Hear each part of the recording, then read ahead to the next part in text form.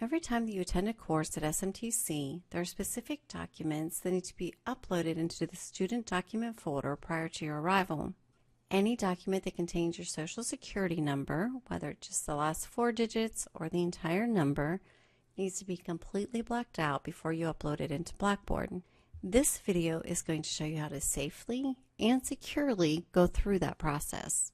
When you receive your documentation, it is going to be in a PDF format. So your first step is simply to open up your document in Adobe Acrobat.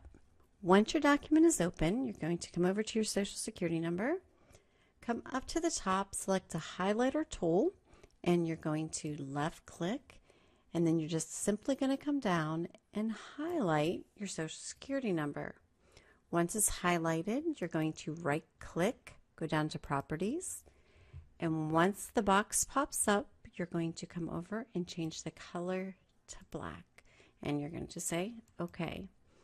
And as you can see, our social security number is perfectly hidden. However, if you were to save this document now, upload it and send it off, when I received it on my end, I could simply come over, right click, hit delete, and I can get rid of that. That is not a very safe or secure way to send off a document. So this time we're going to add a second step. For our second step, we're going to come over here to File. We're going to go down to Properties. And when this box pops up, we're going to change the security method from no security to password security.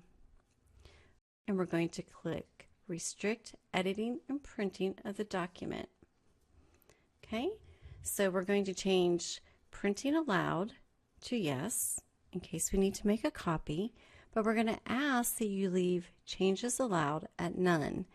That means that nobody that receives this document is going to be able to go in and delete or change anything that is showing in the document. So you are going to come down here and you're going to create a password. Our suggestion is that you use whatever your CAC pin is. That way, if you did something wrong and you get it back, you'll remember how to go back in and make the change. Or if you get to the course and you need to go in and make a change, it's something that you're going to remember. So I'm going to go ahead and I'm going to put in my PIN, and I am going to select OK.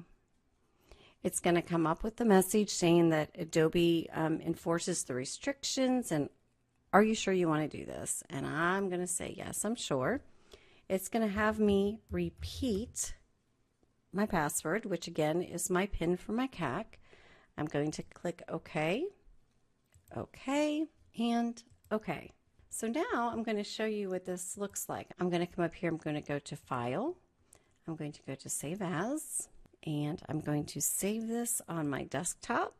And I am just going to save it as B so that we can reopen it. I'm going to click Save. I'm going to go ahead and X out of this, and I'm going to reopen that. And remember the last time we were able to go in and right click on that and I could delete the color. If I come in here, I no longer have the option to delete that. Let me go in here and I'm going to hit Edit PDF.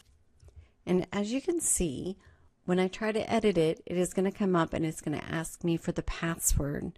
And since nobody knows your password, there are no changes that can be made. Now that your document is saved, you're going to come back over into Blackboard, into your student document folder, and you're going to upload the document into the area that it belongs.